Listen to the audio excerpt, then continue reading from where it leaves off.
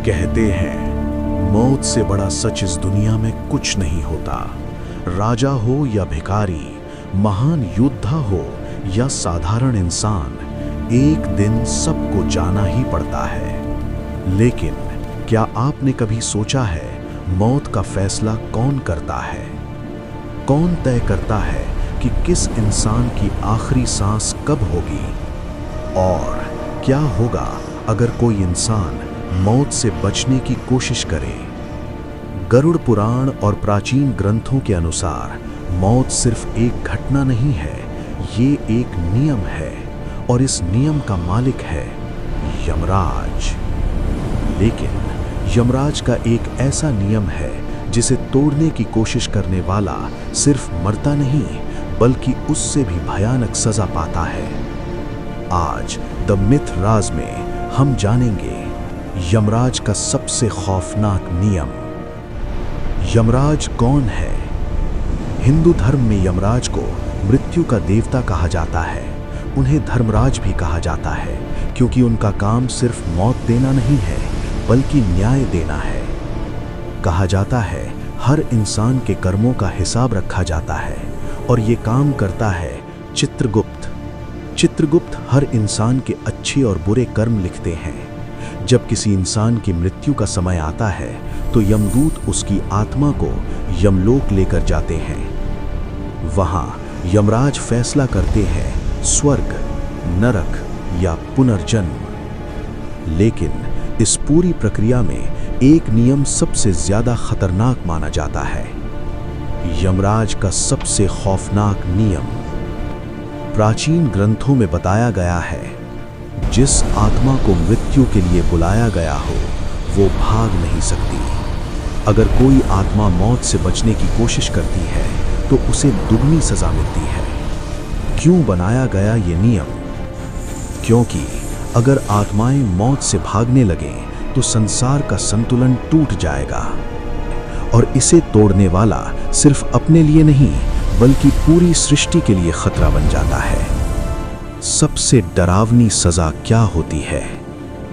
गरुड़ पुराण में वर्णन मिलता है कि अगर कोई आत्मा यमदूतों से बचने की कोशिश करे तो उसे तुरंत नरक नहीं भेजा जाता बल्कि उसे भटकने की सजा दी जाती है। वो आत्मा न पूरी तरह जीवित होती है न पूरी तरह मृत। उसे प्यास लगती है लेकिन पानी नहीं मिलता। उसे भूख लगती है लेकिन खाना नहीं मिलता। वो अपने परिवार को देख सकती है लेकिन उनसे बात नहीं कर सकती। ऐसी आत्माओं को प्रेत आत्मा कहा जाता है। यमदूत कौन होते हैं? कहा जाता है यमदूत बेहद भयानक दिखते हैं। उनका शरीर काला होता है, आंखें अंगारों की तरह जलती हैं और हाथ में लोहे के फंदे होते हैं। जब किसी इंसान की मृत्यु का समय आता है तो यमदूत उसकी आत्मा को शरीर से अलग कर देते हैं। लेकिन अगर कोई आत्मा उनसे लड़ने या भागने की कोशिश करे तो यमदूत उसे घसीट कर ले जाते हैं। एक रहस्यमयी कहानी। कहा जाता है प्राचीन समय में एक राजा था जिसने अमर होने की कोशिश की। उसने तंत्र, मंत्र और यज्ञ किए ताकि वो मौत से बच सके। जब उसकी मृत्यु का समय आया तो उसने अपनी आत्मा को एक ताबीज में कैद कर दिया।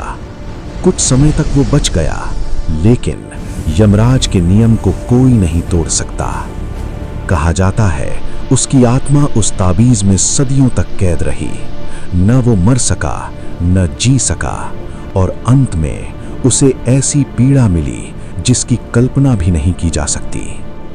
मौत के समय क्या होता है? गरुड़ पुराण के अनुसार मौत से कुछ समय पहले इंसान को संकेत मिलने लगते हैं। अजीब सपने, अनजानी परछाइयां, अचानक डर महसूस होना। कहा जाता है ये संकेत होते हैं कि यमदूत पास आ चुके हैं। क्या कोई यमराज से बच सकता है? धर्म ग्रंथों में बताया गया है यमराज से बचना असंभव है, लेकिन अच्छे कर्म करने वाला इंसान डरावनी सजा से बच सकता है। ऐसी आत्माओं को यमदूत नहीं बल्कि दिव्य शक्तियां लेने आती हैं। सबसे बड़ा रहस्य, कुछ ग्रंथों में यह भी कहा गया है, यमराज किसी को मारते नहीं, वे सिर्फ आत्मा को उसकी अगली यात्रा पर भेजते हैं। असल फैसला हमारे कर्म करते हैं। तो अगली बार जब आप मौत के बारे में सोचें, डरिए मत, लेकिन अपने कर्म जरूर याद रखिए, क्योंकि यमराज से कोई नहीं बच सकता, लेकिन उनके फैसले से जरूर बचा जा सकता है। और शायद इस समय भी चित्रगुप्त कहीं बैठकर हमारे कर्म लिख रहे हों। द मिथ राज, जहां मिथक रहस्य बन जाते हैं।